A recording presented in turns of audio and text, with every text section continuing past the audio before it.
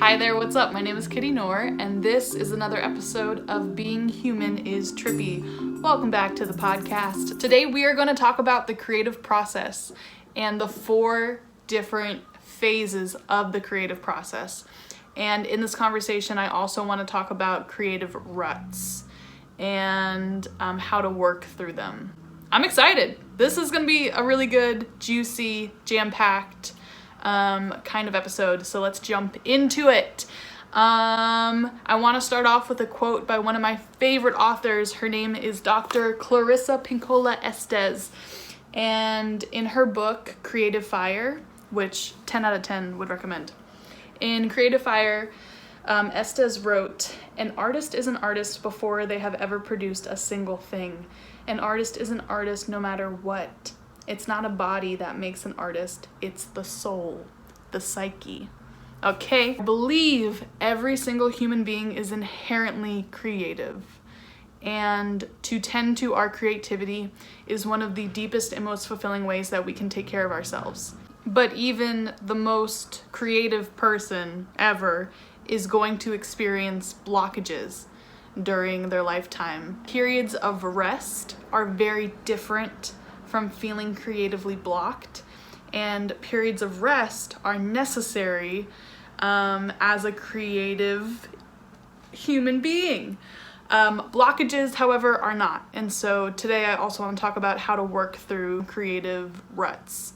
The capitalist culture that we exist within, and its very patriarchal, Christian, colonialist roots have brainwashed us into understanding life in a very linear way, when actually nothing about life is linear. Nothing.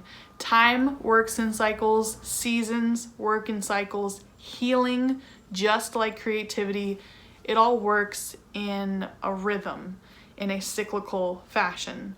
So I have come to understand the creative process to be a cyclical one that works in 4 different phases: conception, gestation, birth, and death. And I think that you could make a case that rebirth would be a 5th step if you wanted to. But for the sake of today, I'm just going to talk about 4 steps, okay? So without further ado, my friend, let's break it down. Step number 1 is conception. This is the spark of inspiration. This is the moment when you not only have an idea, but you know it's a good one, and it's the moment where you energetically commit to carrying out this idea, if that makes sense. It's when something hits you and you know it's good and it's exciting, and so you immediately start figuring out and planning how you're going to make this thing happen.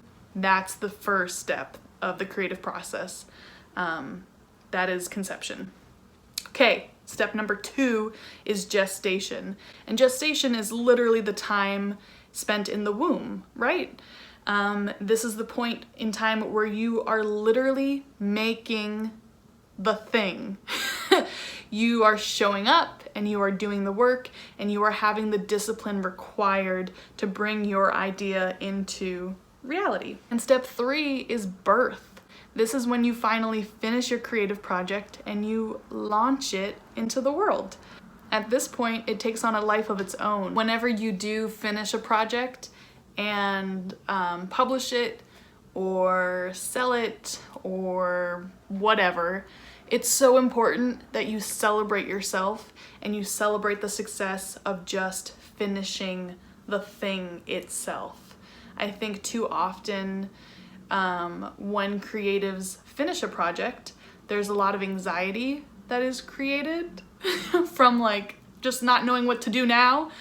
And then if we don't know what to do with that anxiety, we can start a new creative project and jump back into something and create from a place of anxiety. And that leads to burnout. And that's just no fun for anybody. And birth is only the 3rd part of the creative process, because death is the 4th part. And when I talk about death, I don't mean your project dying. Because if anything, your creative work makes you immortal.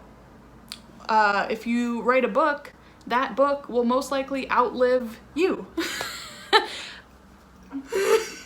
However, when we stop actively creating, when we stop actively working on something, whether it's because we did launch it and it's finished and it's completed and it's out there, or maybe we stopped working on something just because we walked away from it.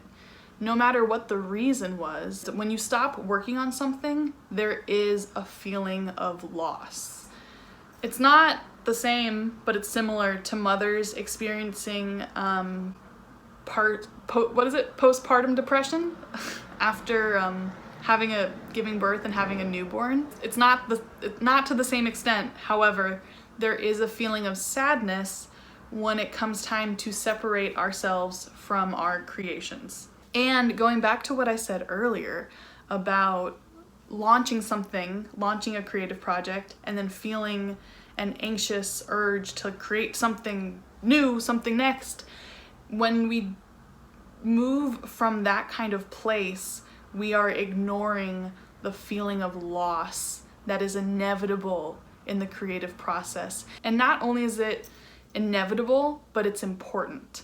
This is when you are going to want to rest and recharge your batteries and recover and enter a more meditative state so that you are open and receptive to new ideas. And then when you have a new idea, you're going to work on it from a place of excitement, not from a place of anxiety. That's it. It's conception, gestation, birth, and death. That is it.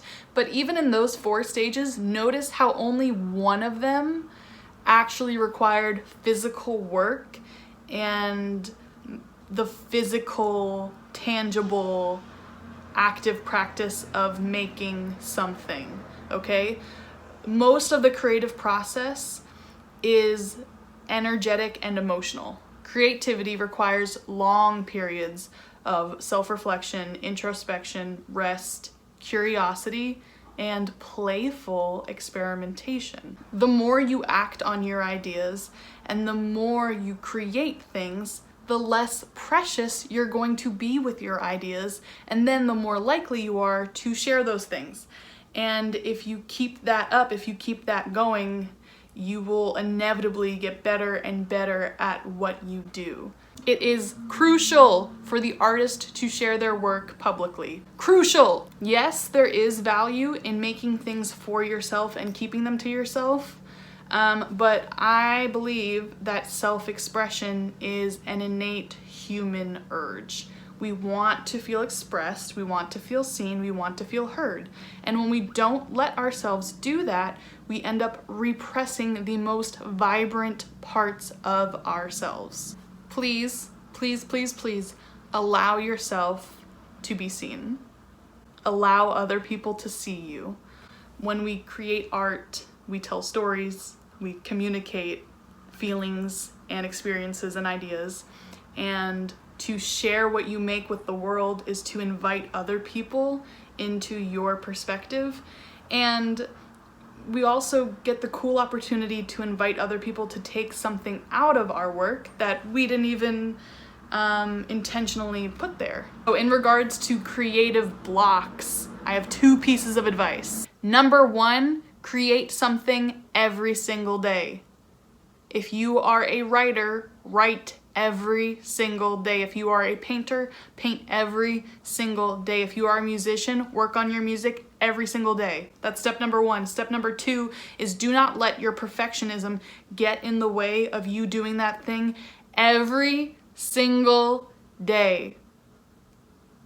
Creativity is a muscle, okay? So if you're in the gym every day and you're working out, you are gonna build some serious muscle mass. However, the second you stop being consistent in the gym, you start to lose your muscle mass. Creativity works in the same exact way. If you show up every day and you put in the work and you put in the time and you're willing to be bad at whatever you do in the hopes of one day getting better, it's gonna pay off. But the second you let the fear of being bad stop you from showing up in the first place, you don't even have a chance of being good.